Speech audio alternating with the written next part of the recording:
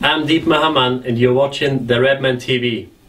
Hello and welcome to the Starting 11 prediction show. As the title suggests, it's what I think Brendan Rodgers will do, hence the word prediction in the title, not the what Chris Pajak would do if he was Brendan Rodgers show, because that would just be insane. Why would you listen to me? Do you know what I mean? No, seriously though, like, everyone just keeps giving me shit in the comments. Lots of fucking ridiculous. It's literally not what I think I would do. It is what I think Brendan Rodgers will do. And as such, I'm going to get straight into what I think Brendan Rodgers will do against Bordeaux. I think he's going to stick with Simon Mignolet in goal, to be honest with you. I don't think there's any need to put Bogdan in.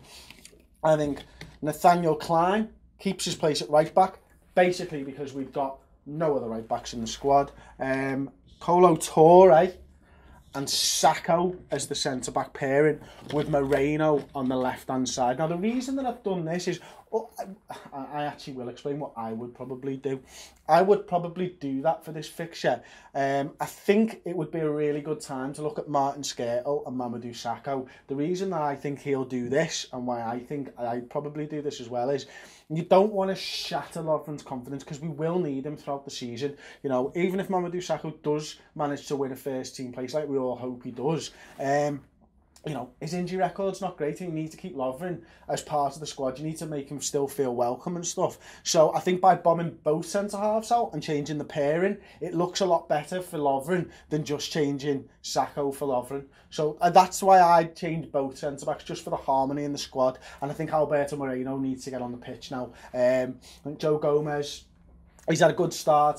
Last couple of performances haven't been great, but, you know, Alberto Moreno really should be our left back this season. Defensively, he's still got some things to learn. I think Joe Gomez is a little bit better defensively, but going forward, he gives us more options, and ultimately, we're lacking goals this season. So I think we need to get Moreno on the pitch and get him some proper minutes. I controversially think that he's going to stick with a 4-3-3.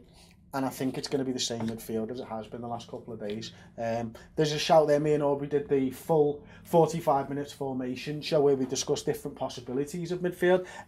We discussed the 4-2-3-1, the 4-3-3 and the 4-4-2 diamond at length.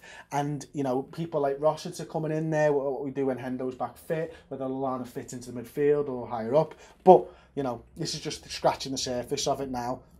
This is the three that I think he'll play at the weekend. I think Jordan Ibe comes back in after what was probably one of his better performances against Manchester United for us this season. I think Coutinho goes back in, obviously missing through suspension, needs some more minutes. And then I think you're going to stick with Christian Benteke up top.